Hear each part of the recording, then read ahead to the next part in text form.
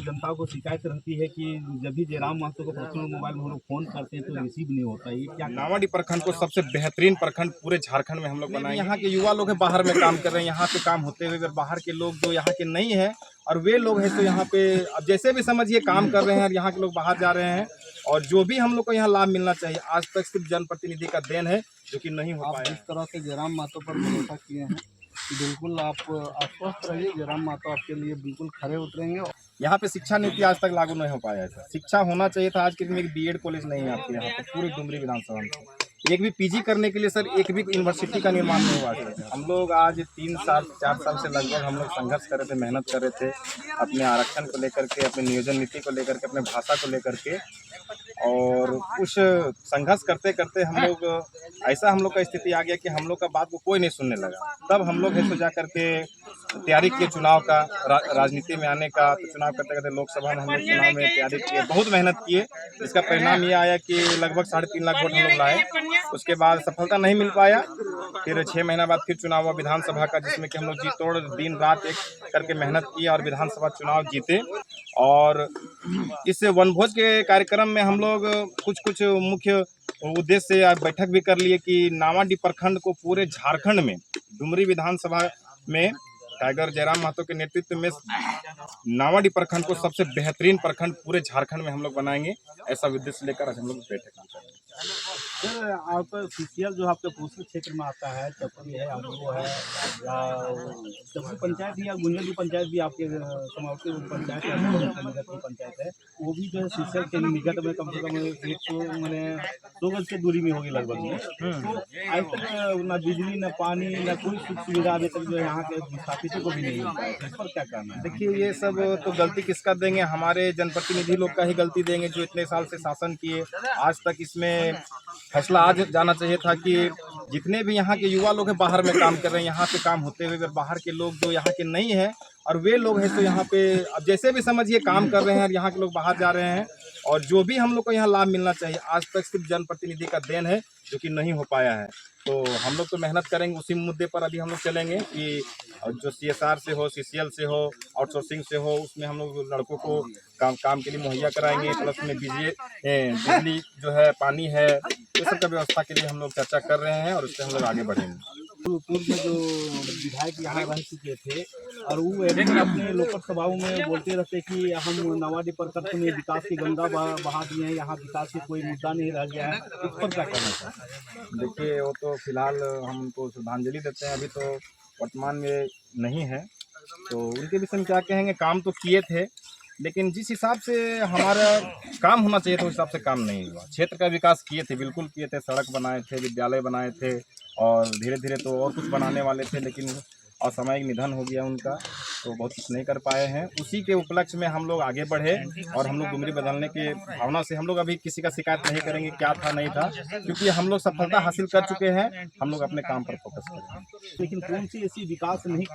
हुआ जो शिक्षा नीति सर, सबसे बड़ा चीज़ है शिक्षा नीति। यहाँ पे शिक्षा नीति आज तक लागू नहीं हो पाया है सर। शिक्षा होना चाहिए था, आज के दिन में एक बीएड कॉलेज नहीं है आपके यहाँ पे पूरी डुमरी विधानसभा में। एक भी पीजी करने के लिए सर एक भी यूनिवर्सिटी का निर्माण नहीं हुआ आज तक यहाँ पर सर। पुस्तकालय का मानी, लाइब्रेरी का मानी कहीं नहीं है सर। ऐसा होना चाहिए था। हमारे शिक्षा मंत्री बने थे विधायक जी, तो ये सारा चीज़ नहीं हो पाया।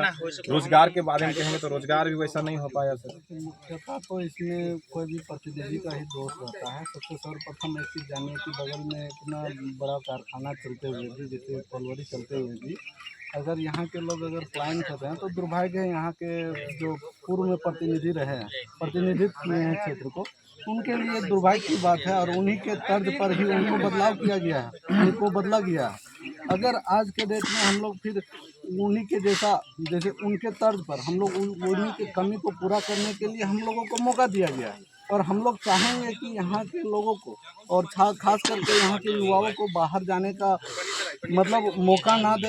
हम लोग यही इसी धरती में, इसी धरातल में, इसी क्षेत्र में, चाहे CCL हो, चाहे तो DVC हो, चाहे तो ये BRL हो, इस सब में नियोजन दिलाने का काम करेंगे। इसी मुद्दे से हम लोग आगे बढ़ेंगे।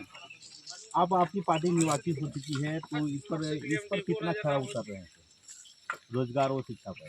देखिए, रोजगार और शिक्षा के लिए हम लोग शुरू से ही हम लोग बात कर रहे हैं और मुख्य मुद्दा तो हम लोग का शिक्षा ही है। हम लोग अगर बात भी किए हैं तो क्या बोलें, बार बार तो यही बोले कि कम से कम कुछ नहीं तो हमारे जो प्रत्याशी हैं सब तकरीबन ग्रेजुएशन पास। लगता है कि हर पार्टी के पास अगर 50-50 प्रत्याशी होंगे ना तो 50 प्रत्याशी में ज़्यादा से ज़्यादा 2-4 को ही होगा जो कि ग्रेजुएशन किए होंगे।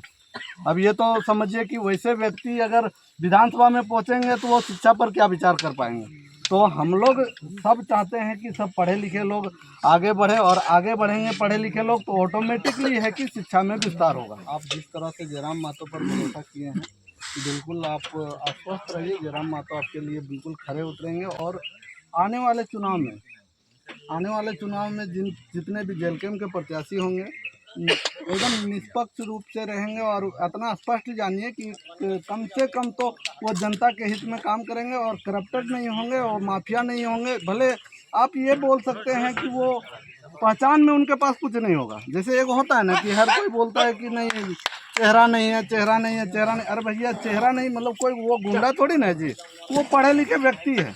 अब पढ़े लिखे व्यक्ति अपने पढ़ाई में ध्यान देंगे कि यहाँ किसी को मारपीट करेंगे तो चेहरा नहीं मिलेगा। लेकिन हाँ इतना जानिए कि आपके पास जितना प्रत्याशी जेल कम का रहेगा, शिक्षित रहेगा, आपके लायक रहेगा, आपके विधानसभा के लायक रहेगा और आपके विधानसभा को आगे ले जाने का काम करने वाला प्रत्याशी रहेगा। आप सिर्फ मौका देने की आवश्यकता है। यहाँ की जनता को शिकायत रहती है कि जब भी जयराम महतो को पर्सनल मोबाइल में हम लोग फ़ोन करते हैं तो रिसीव नहीं होता है, ये क्या कारण है? देखिए कारण ज़्यादा विशेष कुछ नहीं है। सबसे पहली बात तो आज के डेट में ऐसी स्थिति है, जयराम बाबू को फ़ोन भी ऐसे लोग भी करते हैं और उनके कारण से कुछ आवश्यक फ़ोन कॉल जो छूट जाती है। जैसे कुछ कारण ये है कि कोई खाना खाएं कि नहीं जयराम बाबू की तबीयत ठीक है कि नहीं, वैसे लोग फ़ोन करते हैं। इसी कारण से उनका कुछ ज़रूरी फ़ोन भी रहता है वो छूट जाते हैं। तो इसके लिए हम तमाम जो डुमरी विधानसभा क्षेत्र के वासियों से हम एक अपील करेंगे कि आप अपने क्षेत्र वाइज आप एक अनुमान लगाइए सर कि उनका कोई भी पंचायत में ऐसा नहीं है कि प्रतिनिधित्व नहीं कर रहा है, उनका रिप्रेजेंटेटिव हर पंचायत में है। तो आपको हम प्रयास करेंगे कि आप अपने पंचायत के जो जेल कैंप के नेता हैं उनसे संपर्क कीजिए, जयराम महतो से संपर्क ऑटोमेटिकली होगा। अभी तक सुनते हैं कि यहाँ विधायक प्रतिनिधित्व नियुक्त नहीं हो पाए हैं, ऐसा यहाँ के लोगों का कहना है कि हम लोग अपना बात को अपने फरियाद को कहाँ रखें? नहीं, जैसे माननीय विधायक जी का कहना था कि नए साल में और पूछ के बाद हम लोग प्रतिनिधित्व का घोषणा करेंगे, तो अभी फ़िलहाल पूछ ख़त्म नहीं हुआ है। अब जयराम जी अपने हिसाब से इसमें चर्चा करेंगे, इस पर हम लोग कुछ नहीं बोल सकते हैं और कुछ नहीं।